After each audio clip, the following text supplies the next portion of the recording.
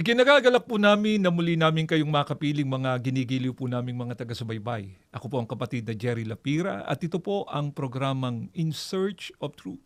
Pinakahangad po namin ang ganitong programa namin sa Iglesia ni Cristo ay makatulong po sa inyong ginagawang mga pagsusuri upang katulad po nung napakaraming mga tao na nagbigay po ng kanilang panahon para pakinggan at suriin ang mga aral ng Iglesia ni Cristo ay nagawa nilang tanggapin ang mga katotohanan, kaya sila po ay nakapagpasya na umanib sa Iglesia ni Cristo. Ang ilan po sa mga halimbawa nito ay sina kapatid na Luis at Lynn Dailag. Sila po ay mula dyan sa Distrito Eklesyastiko ng Zambales North. Pakinggan at panoorin po natin ang aming isinagawang interview.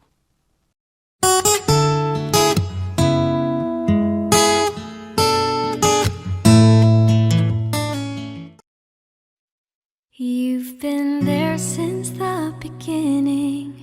You have loved me from the start. You were always there to teach and guide Ako po si my kapatid na heart. Luis Dailag, lokal ng Butolan, distrito ng Zambales North. Ang tungkulin ko po ay panglimang Pangulong Diakono ng lokal. Ako po si kapatid na Lynn Dailag, isang diakonesa at ingat yaman ng aming lokal. Ang aming naging anak po ay 3 at lahat po sila ay may tungkulin. Ang panganay po ay isang organista at mga awit at ang pangalawa po ay mga awit at may tungkulin rin po sa PNK. At ang bunso, ganun din po, isang mga awit at may tungkulin po sa PNK. Bago po ako naging Iglesia ni Cristo, kami po ay dating mga Katoliko. Kami po ay meron talagang santo dahil ang lolo ko po talagang nakatalaga sa pagiging Katoliko. Sila po ay isang nagtuturo din sa Katoliko.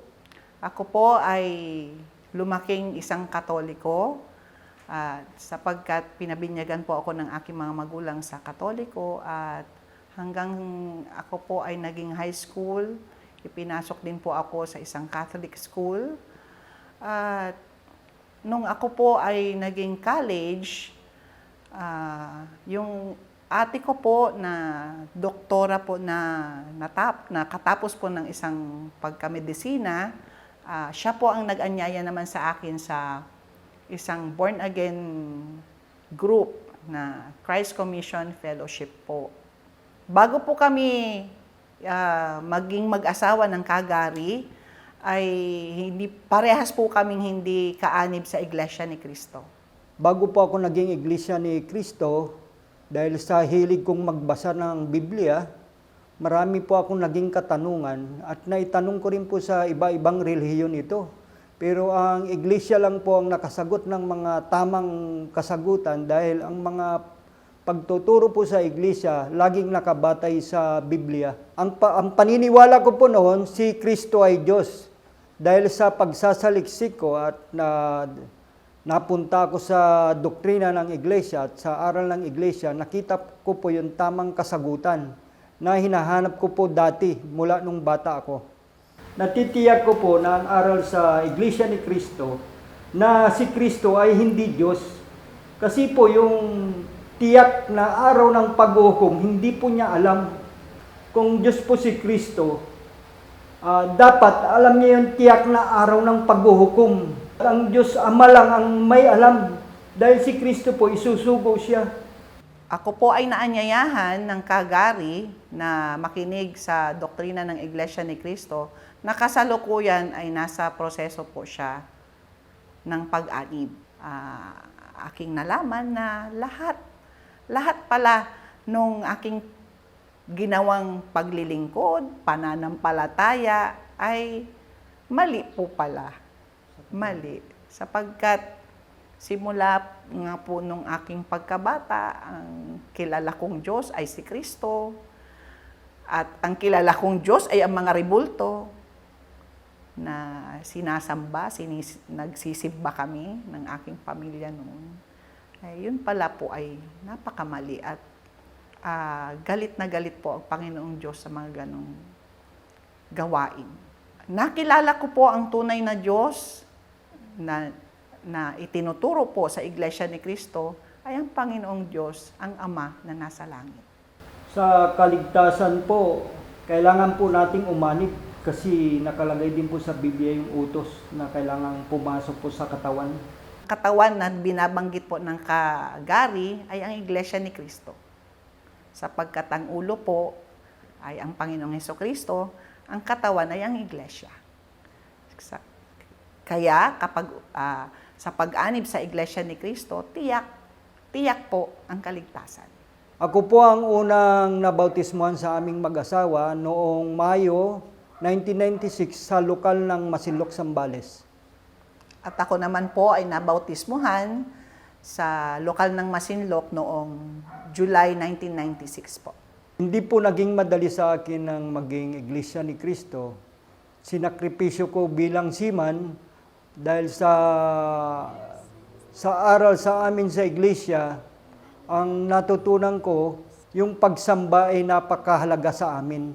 So isinakripisyo ko yung kabuhayan na magiging kabuhayan ko at nakita ko naman ang awa ng Diyos na tinulungan din ako.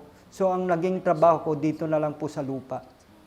Sa bahagi ko naman po ay lalong hindi napakadaling umanim ako sa Iglesia ni Cristo sapagkat sa mga panahon pong yun, ang pamilya ko po, ang magulang ko po ay isang Katoliko.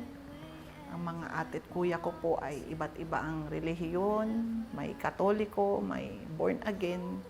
At nahirapan po ako yung naging usig po sa akin.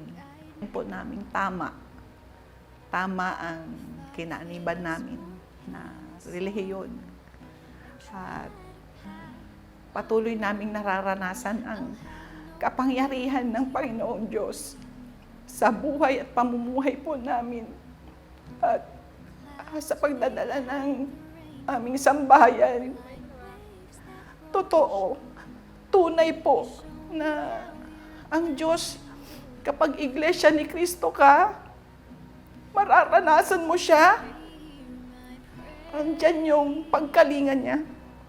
At dumidinig siya sa bawat panalangin nang lumalapit sa Kanya.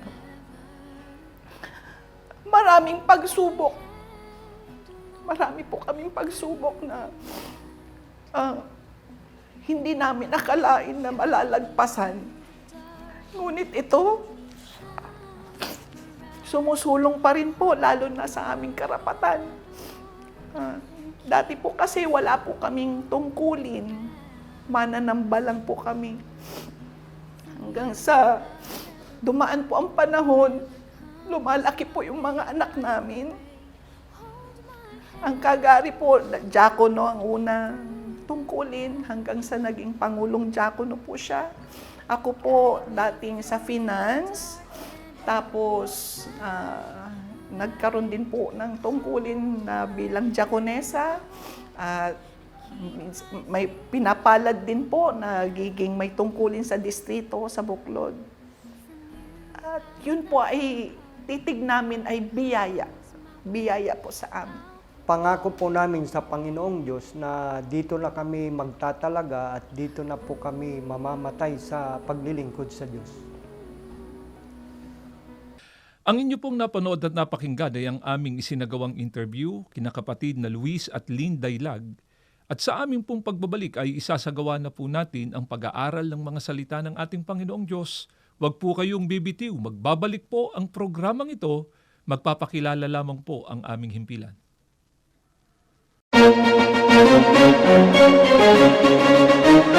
Ito ang INC Radio, DZEM 954, ang tinig ng katotohanan, himpilan ng Iglesia ni Cristo, sumasahimpapawid mula sa Quezon City.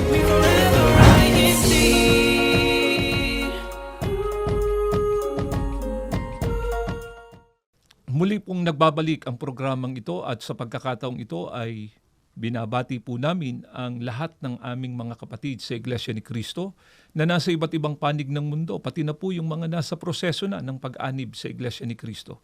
Gayon din po, binabati namin ang sambahayan ni na kapatid na Luis at Lynn Dailag na kanina po ay ating na-interview. Sina kapatid na Luis at Linday Lag po ay dating masiglang kaanib sa Iglesia Katolika. Subalit dumating po ang panahon na nung hinahanap ni kapatid na Luis ang kasagutan sa kanyang katanungan, sapagkat noong kabataan niya ay meron siyang nabasa na talata ng banal na kasulatan na kung saan ay sinasabi doon sa Mateo 24:36 na ngunit tungkol sa araw at oras na yon ay walang nakakaalam kahit ang mga anghel sa langit, kahit ang anak, kundi ang ama lamang.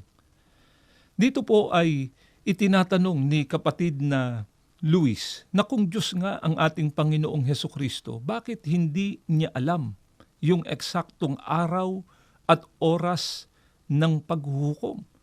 Ang tanging nakakaalam niya walang iba kundi ang Ama.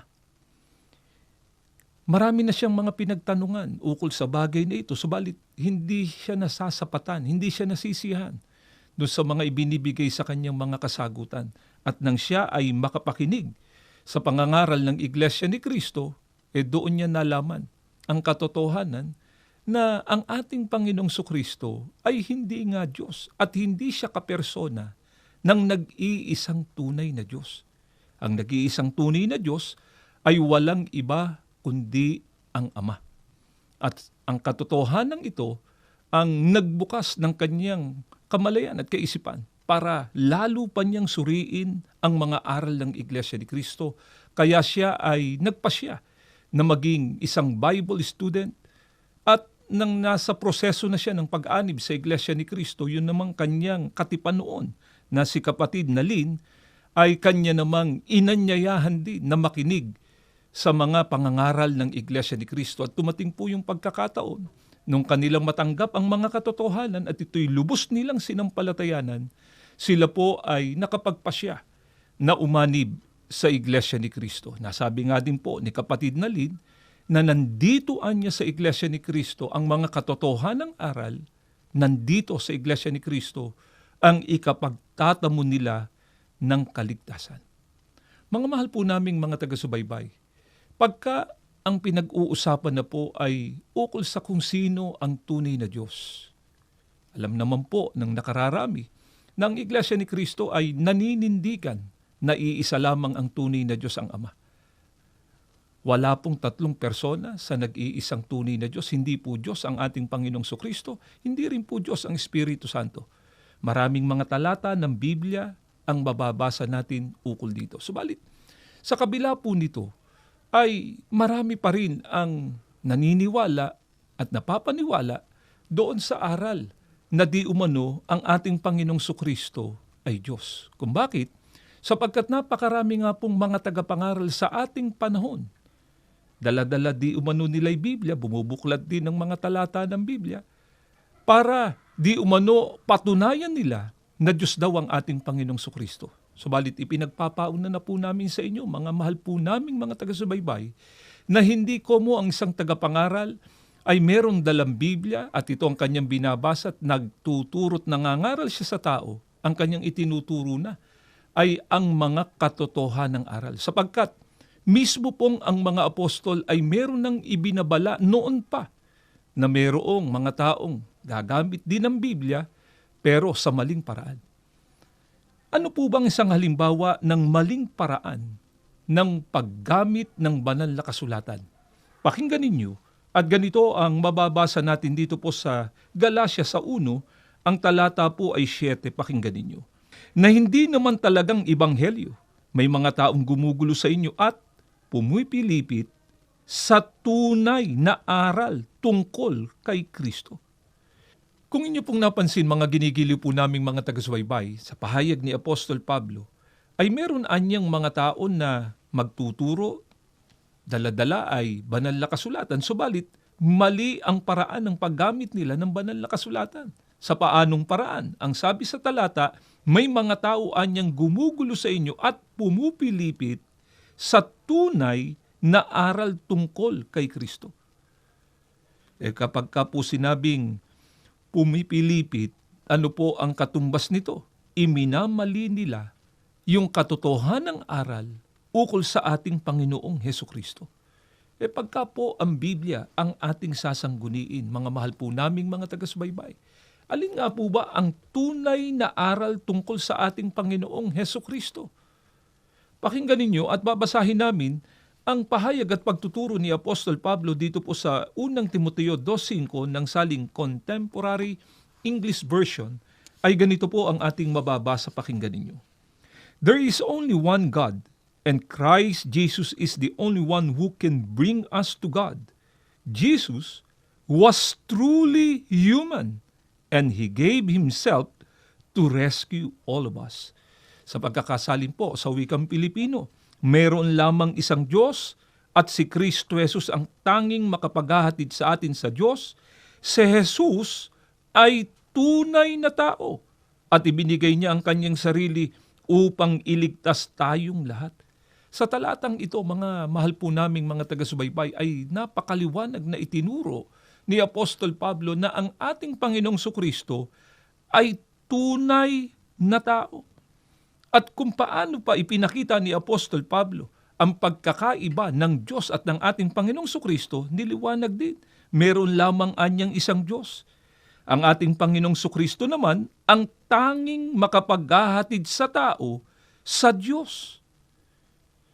Kung ang ating Panginoong Sukristo na nga ang tunay na Diyos, lalabas po mga ginigili po naming mga taga-subaybay na hindi lamang iisa ang tunay na Diyos, kundi merong pang Diyos na kung saan ihahatid ng ating Panginoong Sukristo ang mga tao. Lalabag na po ito sa mga katotohanang nakasulat po dito sa banal na kasulatan. Kaya pagka may nagturo na di umano ang ating Panginoong Sukristo raw ay Diyos, ito po ay maling paggamit na ng banal na kasulatan. Ito po ay isang maling aral na hindi dapat tanggapin at hindi po dapat paniwalaan ng tao. May mga tagapangaral naman po ngayon, mga mahal po naming mga taga-subaybay, na ang kanilang itinuturo, ang ating Panginoong Sukristo daw ay tao nung siya ay ipanganak. Subalit, bago daw siya ipanganak, siya daw po ay Diyos. Kaya siya daw po ay Diyos na nagkatawang tao. Mga mahal po naming mga taga-subaybay, yan po bang paniniwala na ang Diyos di umano ay nagkatawang tao? Yan po ba ay isang paniniwala ng tunay na Kristiyano? Hayaan nating Biblia po ang basahin natin dito po sa Gawa 14:8 hanggang 11 ay ganito po ang maliwanag na mababasa natin. Pakinggan ninyo. Sa Listra ay may isang lalaking di makalakad, pagkat 80 na siya nang ipanganak. Nakaupo siya at nakikinig sa pagsasalita ni Pablo. Tinitigan siya ni Pablo, nakita niyang may sapat na pananampalataya ang lumpo para gumaling. Kaya sinabi niya, tumindig ka. Pagkarinig nito, lumundag ang lumpo at nagpasimulang lumakad. Nang makita ng mga tao ang ginawa ni Pablo, sumigaw sila sa wikang Lycaonia, nagkatawang tao ang mga Diyos at bumaba sa atin. Nais namin ipapansin sa inyo, mga ginigiliw po naming mga taga-subaybay, na ang binasa po namin sa inyo ay isang pangyayari na sina Apostol Pablo at Bernabe ay nangangaral doon sa Listra at doon ay nakagawa po ng kababalagan sina Apostol Pablo at Bernabe. Ano po ang sinabi ng mga paganong nakakita ng mga kababalagang ginawa ni na Apostol Pablo at Bernabe? Ang sabi po sa talata, nagkatawang tao ang mga Diyos at bumaba sa atin. Gusto lamang po naming ipapansin sa inyo, mga ginigiliw po naming mga taga-subaybay, yung palang paniniwala na ang Diyos daw di umano ay nagkatawang tao ay hindi po paniniwalang Kristiyano, kundi ito po ay paniniwalang pagano na sa matagal ng panahon, sa panahon pa ng mga apostol, ay isang malaganap na paniniwala na tinatanggap at pinaniniwalaan po ng mga tao. Paano naman po yung sinasabi ng iba na kami lamang daw pong mga kaanib sa Iglesia ni Cristo ang tumatanggi sa pagkakatawang tao ng Diyos? Totoo po ba yun? Pakinggan ninyo at ganito ang mababasa natin dito po sa Usias Sa 11 ang talata po ay 9, pakinggan ninyo ito. Hindi ko isasagawa ang kabangisan ng aking galit. Hindi ako babalik upang ipahamak ang Ephraim, sapagkat ako'y Diyos at hindi tao. Ang Diyos po may pahayag nito, mga kaibigan. Ang sabi ng ating Panginoong Diyos, ako anya'y Diyos at hindi tao. Hindi po pumapayag ang ating Panginoong Diyos na siya ay Diyos na, tao pa. Kaya yung aral po at paniniwala na di umano ang Diyos daw ay nagkatawang tao, labag po ito sa mga katotohanan na nakasulat dito sa banal na kasulatan. Pagka binasa naman po natin, mga kaibigan, ang 1:8:40, doon ay tuwirang sinabi ng ating Panginoong Sukristo na siya ay tao. Sinabi ng ating Panginoong Diyos, narinig po natin, siya anya ay Diyos at hindi siya tao. Ngayon, ano pa po ang lalong nagpapatunay na talagang hindi Diyos ang ating Panginoong Hesukristo? Pakinggan ninyo at babasahin po namin ang nakasulat dito po sa Colosas 1:15. Ay ganito ang ating mababasa, pakinggan ninyo ito. Na siya ang larawan ng Diyos na di nakikita, ang panganay ng lahat ng mga nilalang. Ang ating Panginoong Sukristo po ayon sa pagtuturo ng banal na kasulatan, panganay niya sa lahat ng mga nilalang ng ating Panginoong Diyos. Tandaan natin, ang ating Panginoong Sukristo po, nilalang ng ating Panginoong Diyos. Ang tunay na Diyos po, hindi po nilalang, kundi siya ang manlalalang. Kaya, sa bahagi ng ating ginagawang mga pag-aaral ngayon, mga mahal po naming mga taga-subaybay, maliwanag na pinatutunayan sa atin ng banal na kasulatan na talagang hindi nga po Diyos ang ating Panginoong Hesukristo. Ito po ang katotohanan na nakasulat sa banal na kasulatan. Gaano po kaya kahalaga na tanggapin, paniwalaan, sampalatayanan natin ang mga aral na katotohanan? Pakinggan ninyo ang pagtuturo sa atin ng banal na kasulatan dito po sa 2 Tesalonica 2:9 ay ganito ang ating mababasa. Lilitaw ang suwail na taglay ang kapangyarihan ni Satanas. Gagawa siya ng lahat ng uri ng himala at nakalilin lang na tanda at kababalagan. At gagamit siya ng lahat ng uri ng pandaraya sa mga mapapahamak, mga taong maliligtas sana kung kanilang tinanggap at inibig ang katotohanan. Ayon kay Apostol Pablo, ang mga taong tiyak na maliligtas, silaan niya yung tumanggap, inibig, yung katotohanan.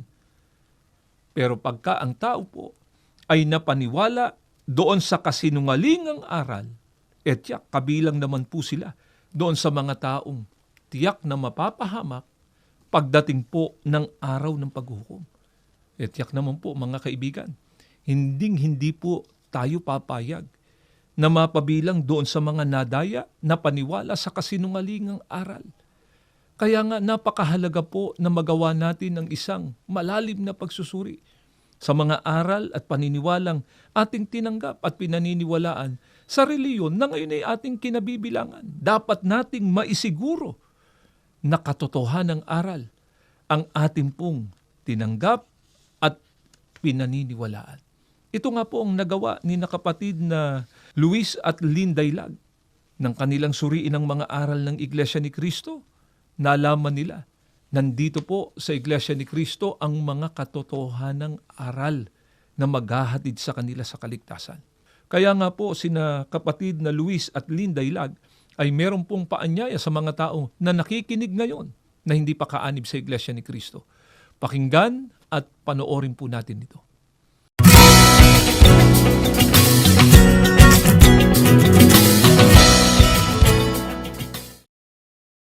Inaagayahan po namin kayo na magsuri sa Iglesia ni Cristo kung ano ang mga tinuturong aral at doktrina sa Iglesia at para po magkaroon ng kaliwanagan ang bawat tanong po ninyo at masasagot po galing sa Biblia. Maraming salamat po. Nawa po ay nakatulong ang ginawa naming paglalahad na ito ng mga kalooban ng Diyos sa inyong ginagawang mga pagsusuri at loobin nawa ng ating Panginoong Diyos na kayo man po na nakikinig sa amin ngayon na hindi pa kaanib sa Iglesia ni Cristo, dumating pong pagkakataon. Magkasama-sama na po tayo dito sa Iglesia ni Cristo. Bago po tayo magtapos ay inaanyayahan namin kayo sa isang panalangin. Panginoon na aming Diyos, muli po nagpapasalamat kami sa pamamagitan ng palatuntunang ito na ituro at naihayag namin ang iyong mga katotohanan mo na kung ito'y tatanggapin at lubos na sasampalatayanan ng mga tao, maghahatid sa amin, hindi lamang sa tunay na pagsambat paglilingkod po sa iyo, kundi higit sa lahat sa pagtatamo namin ng pangako mo pong kaligtasan. Panginoong Hesukristo, kaawaan mo nawa po at patuloy na basbasan ng lahat ng iyong mga hinirang. Kasama na po ang mga nakikinig at sumusubaybay ngayon sa pagkakataong ito. Maawa ka po ang mga katotohanan ng kanilang napakinggan, maging daan na po para lalo nilang suriin at alamin ang halaga ng Iglesia ni Cristo sa kanilang buhay. Ama, sa muli po naming paglapit sa iyo, hinihiling naming patuloy mong pagpalain at basbasan ang kapatid na Eduardo B. Manalo, ang aming pong tagapamahalang pangkalahatan. Ang lahat ng ito, hinihiling na po namin sa pangalan po ng aming tagapagligtas na si Kristo Jesus. Amen.